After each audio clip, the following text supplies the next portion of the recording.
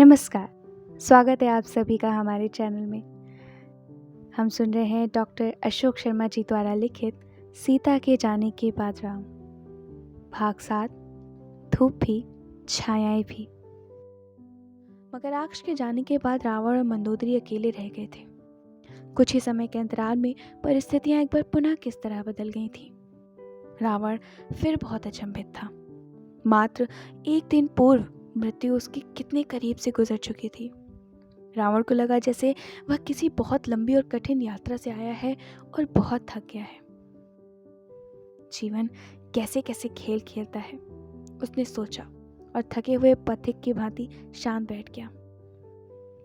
मंदोदरी पास बैठी सिर झुकाए पैर के अंगूठे से भूमि को रेत रही थी। वह रावण की ओर से किसी पहल की प्रतीक्षा में थी, किंतु कुछ देर तक जब इसी प्रकार शांति बनी रही तो उसने नेत्र उठाकर रावण की ओर देखा। एक दिन पूर्व ही बलि के स्थान पर जो कुछ हुआ था उसे मंदोदरी ने अपने आंखों से देखा था। बलि वेदी से बंधे हुए रावण के मुख पर उस समय भी कांति थी, दैन्य नहीं था। उसके इसी भाव ने उसी समय मंदोदरी को रावण का प्रशंसक बना दिया था। रावण के चेहरे पर कांति और गांभीर्य, भुजाएं बलिष्ठ, सीना तना हुआ और ऊंचा था। वह पुरुषोचित सौंदर्य का स्वामी था। आप कुछ सोच रहे हैं? मंदोदरी ने उसे लक्ष्य करते हुए कहा। रावण कुछ चौंक सा गया। हाँ, नहीं, कुछ नहीं, उसने कहा। क्या मकराक्ष से हुए युद्ध के बारे में? मंदोदरी ने कहा। नहीं, वह बीत चुका है। तुम कल वहीं थी क्या?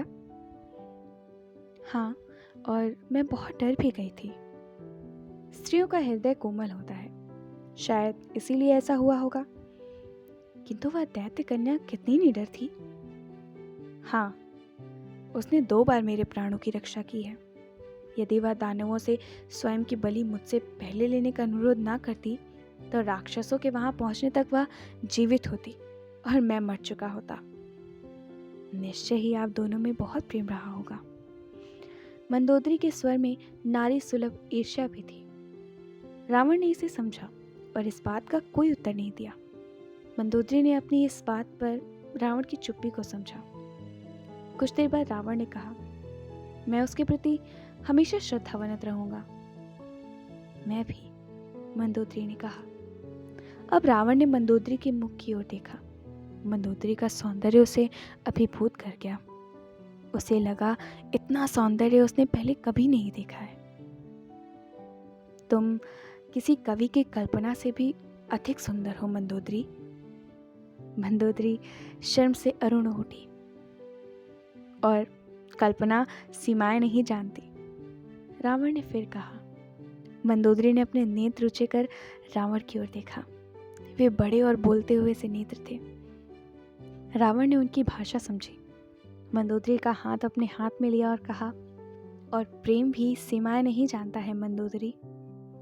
मंदोदरी ने रावण के शब्द सुने, सिर थोड़ा ऊंचा किया और नेत्र बंद कर लिए। सीमा रहित प्रेम, क्या मैं सचमुच इतनी भाग्यवान हूं? उसने सोचा। शब्द मंदोदरी को छू गए थे। वह शब्दों के इस स्पर्श को महसूस करने का प्रयास करने लगी। बोली कुछ नहीं। तुम मेरी बातों का कोई उत्तर नहीं दे रही हो, रावण ने कहा। ये बातें हैं क्या? मंदोदरी ने सोचा। वह जैसे किसी स्वप्न लोक में थी, जहां से वापस नहीं आना चाहती थी। उत्तर दो मंदोदरी, रावण ने कहा। किस बात का? मंदोदरी ने पूछा। मैंने अपनी बात कह दी है मंदोदरी, रावण ने कहा। ये बातें हैं क्या? मंदोदरी ने प्रश्न किया। रावण नहीं समझ पाया कि इसका क्या उत्तर दे। फिर भी उसने कहा, तुम्हें क्या लगता है? अगर ये बातें हैं तो मुझे इनकी छुअन क्यों महसूस हो रही है? क्या तुम कविता लिख रही हो? नहीं, पर कविता सुन रही हूँ। फिर भी कुछ तो कहो। मैंने अपनी बात कह दी है। कब? अभी। मैंने कुछ भी नहीं सुना। किंतु मैं कह चुकी हूँ, मंदोदरी ने कहा। अवश्य ही मेरी समझ में कुछ कमी है। रावण हंस पड़ा और मंदोदरी ने धीरे से मुस्कुराते हुए अपने अधर को आंचल से ढककर छुपा लिए, किंतु हंसती हुई आंखें वह नहीं छुपा पाई। तुम्हारे हंसते हुए नेत्र और मुस्कुराते अधर मेरे मन में संगीत सा भर रहे हैं मंदोदरी। रावण की इस बात पर मंदोदरी ने लाज कर नेत्र झुका लिए। मौन तो है, किंतु ये अधरों की हलचल और फिर तिरछा सा होना और पल भर के लिए यह मुस्कुराना कह गया तो है बहुत कुछ। कुछ देर और मौन रहा, फिर रावण ने कहा, आओ चलें। दोनों उठकर खड़े हो गए। मंदोदरी रावण के पीछे हो गई। रावण ने ठहर कर कहा, पीछे नहीं, मेरे साथ चलो। मंदोदरी संकोच में पड़ गई। उसने कहा, एक प्रश्न है। क्या? आपके प्रेम पर मेरा। मंदोदरी ने बात अधूरी छोड़ दी। रावण ने मंदोदरी के भाव को समझा। तुम्हारा अधिकार है, उसने कहा। सच? हाँ सच, और यह सदैव तुम्हारा एकाधिकार रहेगा।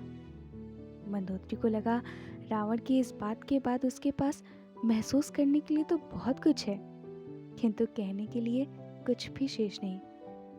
वह चुपचाप रावण का अनुगमन करने लगी।